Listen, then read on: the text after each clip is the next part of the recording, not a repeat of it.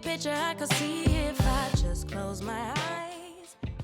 I'm doing this for the second time. I tried to do it in the house and I could pick up everyone's voice and the little things that they were saying and all of that, and I thought it would be too distracting. So we're trying again in Modweni. However, it doesn't matter because this is like really pressed on me to share, and so that's what I'm gonna do. I am going to share, even though it may seem like an inconvenience. I'm going to share. So I bought this book about 2 months ago. I bought this book 2 months ago. Hopefully it is 2 months ago, but it was just after Isando Puma. Nah? And when I bought the book, I was very excited because I could sense that I am going into a different season of my life. And it was just the book that I felt I needed. I read the first chapter, and because of everything that I was going through at the time, I was like, Emo, what do you mean? And what I mean by that is, so chapter 1 starts from page 3 up until page 13. The last part of chapter 1 is a number of questions. It's 5 questions, right? Maybe I must give you context. So when I bought the book, I was just in the place of feeling like I'm spread thin. Nah? Spread thin with the different roles that I have, spread thin with everything that feels like ifonamna, spread thin with some of the dreams that I am pursuing, which include my educational endeavors, and also just feeling that I need another pair of hands, another, you know, because isn't as funny just use for you to have a collective think about something or deliberate about something. And I just felt like yonkindo ifunamna.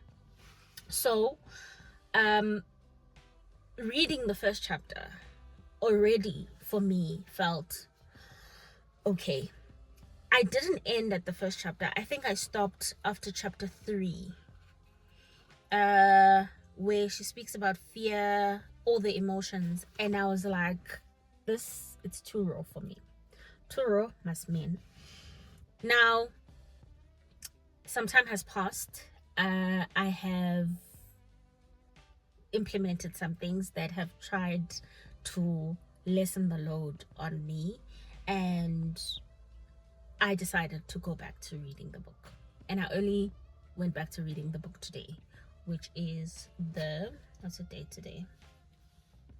The 25th of June. Let me tell you, Obake, in me reading the book, I had forgotten that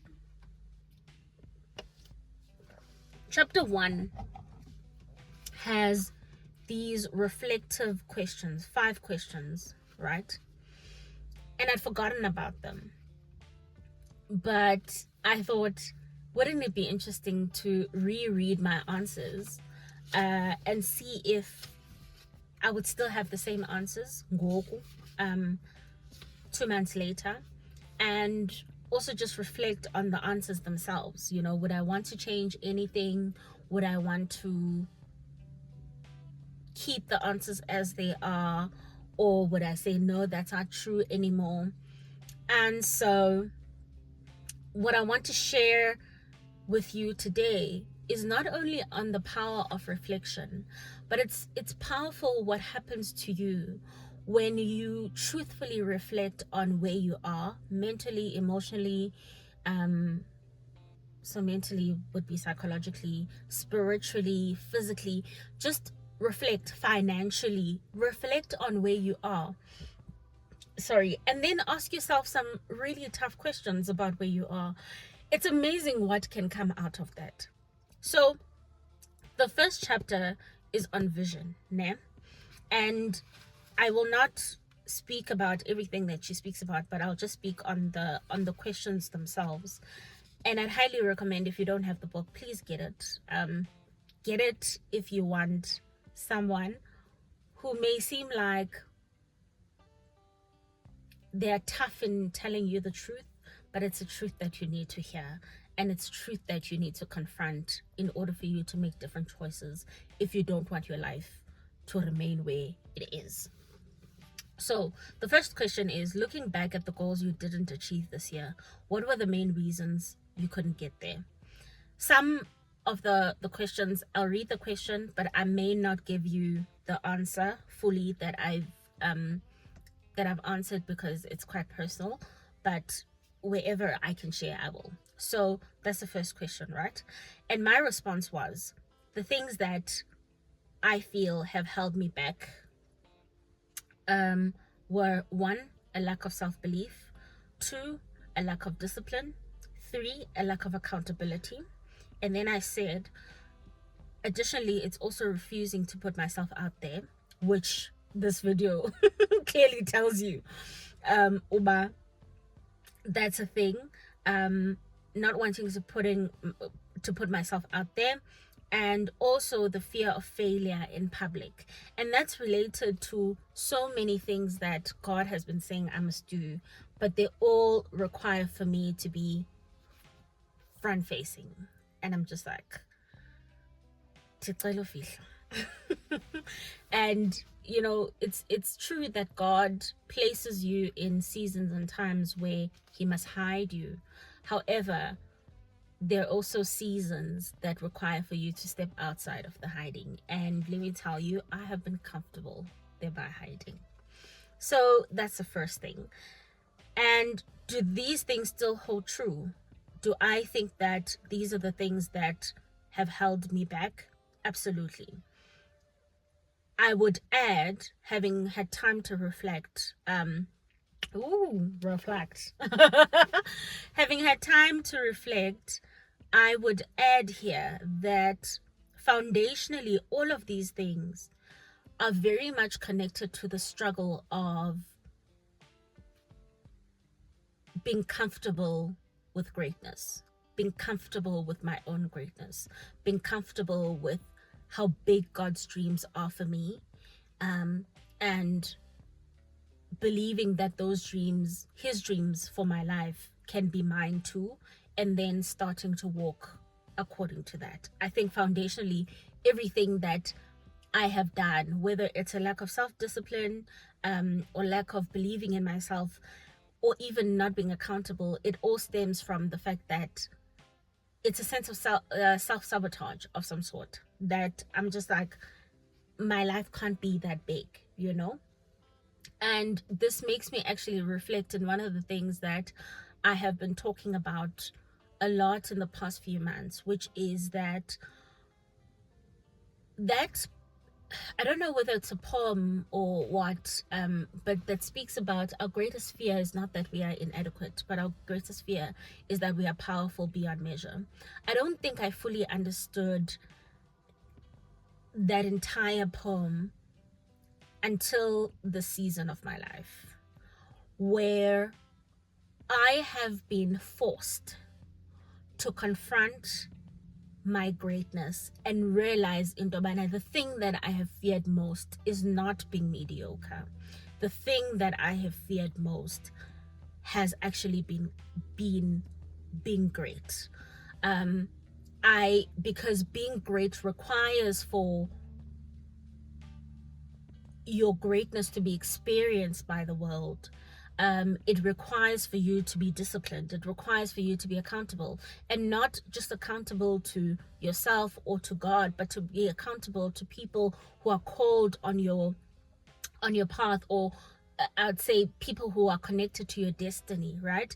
And I kid you not, like, looking back at this question and my answer, and having had the time to sit with the uncomfortability of the things that I've done to myself that have led me here, the foundation of it all is, how much do you believe God about you? How much do you believe that he can do really big things with your life, and your life can completely change if you would just trust him. I think that's basically the crux of it. So that was my reflection for this first question. And I thought to myself, hey, boy, girl, look at you confronting your issues. Look at you confronting your issues. So then the second question is, what are the 3 things you wish you did more of last year? And I'll give you the answers that I wrote. I said, 1, keeping my routine. Secondly is speaking engagements. 3 is studying, and 4 is more coaching. Keeping my routine. The past 6 months, guys, I didn't even have a routine, and there's been since I done and just carry on with work. I had no capacity for anything, not to fill my cup, not to fill anyone's cup, not to. I was just doing the things that I had to do. Right, wake up in the morning, work. In case you're curious, what do I mean I didn't have routine? There are 5 key things. I think I've mentioned this in a podcast that are necessary for me to have like a super day, right? And those 5 things are reading the word, meditation, journaling, exercise, and personal development. So whether it's listening to a podcast or reading a book, which I prefer reading a book, a podcast while I work or whatever, but reading a book for me, and I don't know what it is about the pages. It just gets to me. So in the past 6 months, I'd be lucky if I finish a page of Incwadi. Reading, I think, was okay. It was meditation that was difficult. And I think it was difficult because it was difficult for me to sit in silence with my thoughts. Reading the word was very difficult because the word forces you to look into the mirror, which is the word of God. And it was also prayer that was also difficult, and working out and all of that. So yeah, I didn't have much of a routine, and those things also impact how I show up every day, in my work, in how I speak to myself, and how I speak to other people, in the emotional outbursts that I would have, etc. And then secondly, it's speaking engagements. I really enjoy seeing God use me as a vessel and use my gift to stir up people's spirits and souls. I enjoy having to experience God utilize me in that way. And though I haven't been speaking for many years now, I think it's one of the things that I'm really excited to go back to. But yeah, it's just one of the things that really also injects me with life for some reason. And yes, why, maybe I'll have the answers at some other time, but I don't know. Studying, I took a break from studying in the past year. I've gone back. I do wish I was studying though last year. I do wish I was studying. I think I would have gone far in terms of my own research, and it would also eliminate some of the pressure that I'm under right now. So that's something that I wish I had done differently. And more coaching. Coaching for me and the speaking is the same. There's just something about watching people get their answers that really just fills my cup. Okay, so let's go to the third thing. Question 3 is, what are you avoiding and what are you scared of doing? So I'm not going to tell you what the 2 things are that I felt that I was avoiding and scared of. I will share these at another time when it is relevant, when the season allows, but I'm not going to share those with you right now. However, I will tell you that the things that I responded here still hold true, even though one of those, I'm not scared anymore because I started confronting the fear, and I'm working on a plan to work myself out of the fear and into action. Yeah, and just journeying with God on that. Number 4, how do you plan to learn and grow in the year to come? And she mentions that she had done the Hoffman process and a course in transcendental meditation, and also learning how swimming. And for me, I learned how to swim when I was pregnant with my daughter. My daughter now is 6, so you can do the maths. Ndaqabela ngoko kwa ungena emanzini. And every time I take her to, or anytime I have the privilege of taking her to her swimming classes, there's always a part of me that says, oh my gosh, I wish I could be able to teach her these things, or for us to practice together so that she grasps it much quicker, because consistency is the thing that always helps you to cement whatever it is that you're learning. And so swimming for me is the thing that I really need to act on this year. There are also some academic and professional things that I really would like to work on, and when those come to fruition, I will share them with you, but they still hold true, right? Yeah. And then the 5th one is, and this is what blew my mind, this is the reason why I wanted us to have this conversation, because I was just like, the power of writing things down and the power of really confronting yourself, as uncomfortable as it may be, is immeasurable. The question is, habits and boundaries. What habits do you want to create, and what boundaries should you establish? And she speaks about defining limits and non-negotiables. And so the first thing that I say is, quitting alcohol is a non-negotiable for me. And you're going to ask yourself, Aibo, quitting alcohol, Aibo Sima? Intrusist. Definitely not. But I can tell you that utywala bunthandi. Ndiyabuthanda maybe, but utywala bunthandi. And njengoba utywala bunganthandi njena, I have an, what is it? Is it an averse reaction to alcohol? That I could have 1 glass of wine and have a hangover ngati bendisela ikerepeke ziten. And so on that basis, alcohol does not serve me in the now, and it doesn't serve me in the future. It definitely doesn't serve me in the different things that God is calling me to. It also doesn't serve me on my daily, if I'm honest. And so I had to confront that and be like, if I am wanting to bring the vision that I have to life and really make God's dreams my dreams, I'm gonna have to take a break from utywala. And so I wrote this, and when I wrote this, I hadn't taken a break at all. I just wrote it because I recognized that it's something that I need to do for myself. And I kid you not, I have now probably, I think I'm approaching 40 days of no alcohol.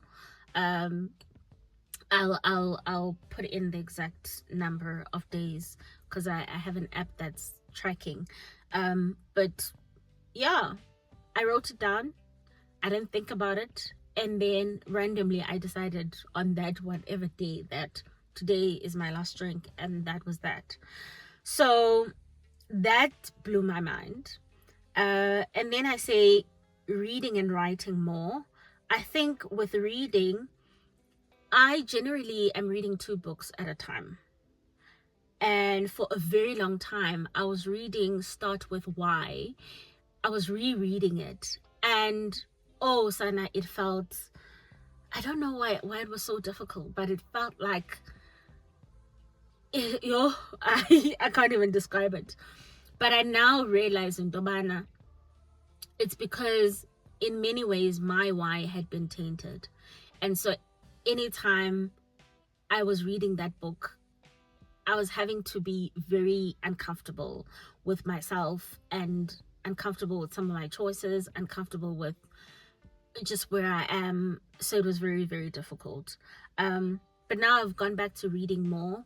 And what I mean by reading more is that I at least read 2 books at a time. But now I'm reading this book now, related to this book, and I am also reading a book that speaks about self-love as a conscious tool to leadership. I'll show you the book at another time, because maybe we might also do some reflections on that. But these are the 2 books that I'm reading currently.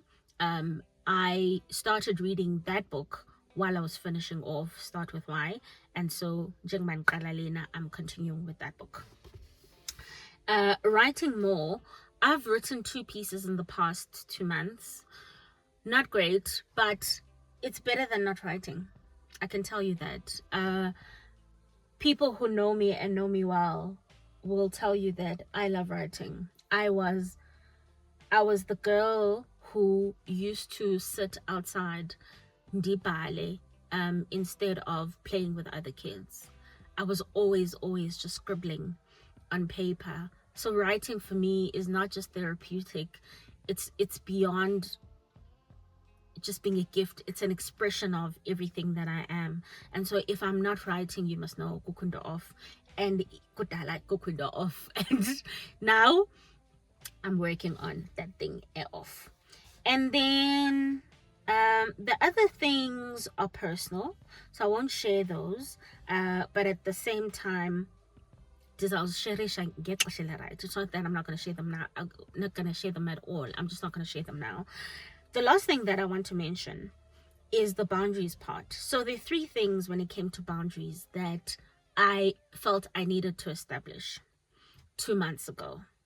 1 was asking for help, 2 was having accountability, and 3 was cultivating discipline. Let's start with asking for help.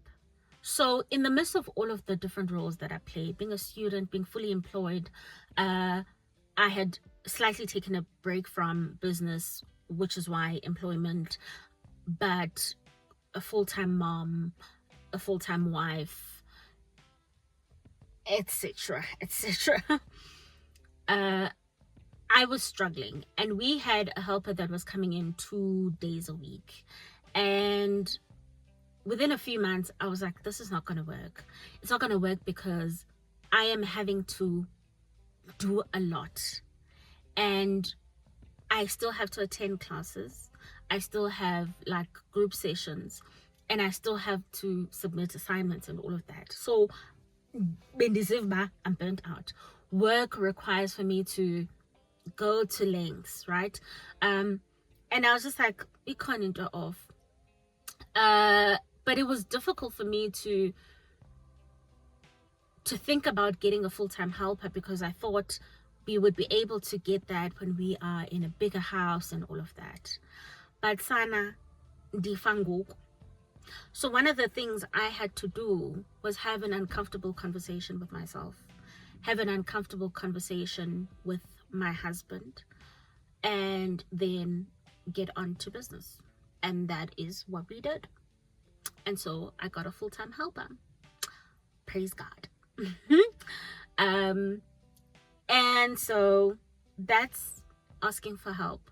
I'm still learning and cultivating other areas of asking for help, but I think that's a big win. Again, when I was writing this, I didn't even have a plan, but it was done. Secondly, it's accountability. And with accountability, I've always been a person I'm the friend everyone calls to reason. I'm the one who often has advice. I'm the strong friend, etc. And because of that, many people have also said I'm wiser than my age, and I agree with it to a certain extent. And I agree with it because life has just shaped me to be that, but I also believe that it's also just God's gifting on me.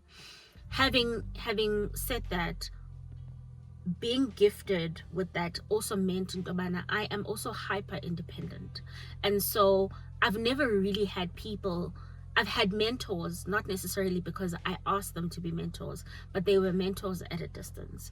This is the first time I actively had to step outside of myself and be like, I am going to ask this person to hold me accountable, and I am going to be accountable to them, and I am going to actively update them, actively ask for advice, actively seek wisdom.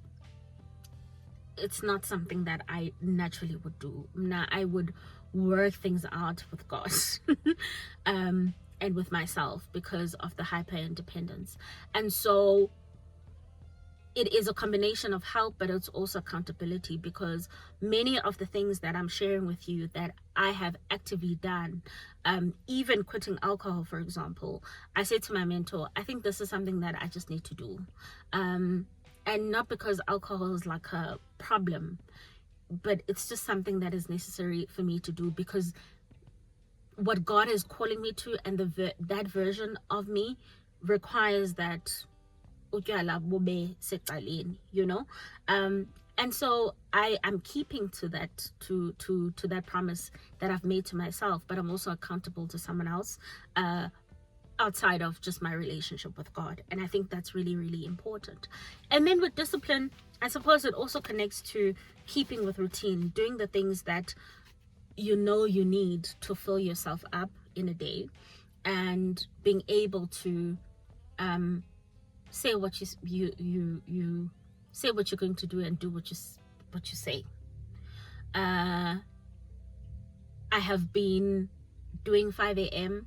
partly because I have now a full-time helper, so at least I don't have to wake up and get my daughter ready.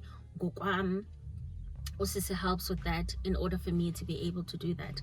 But I think that's also a huge lesson, in that sometimes when you have big dreams, and I think, I mean, obviously I haven't gone into the depths of this book, but I think having followed Emma, one of the things that I realize is that you have to be unapologetic about the kind of life that you want to live. And if you are wanting to live a large life, it means that there's certain things that you must put in order. And for me, the past 2 months have been putting my life in order and being honest about things that no longer serve me, or no longer feel good, and aren't going to be good for where I want to go, right? And one of those things is trying to be everything to everyone and to yourself. And so I wanted to share that with you. I hope it serves you. I hope it helps you. And I hope that you will, I don't know, get some answers. And let's do this again soon. Okay. Bye.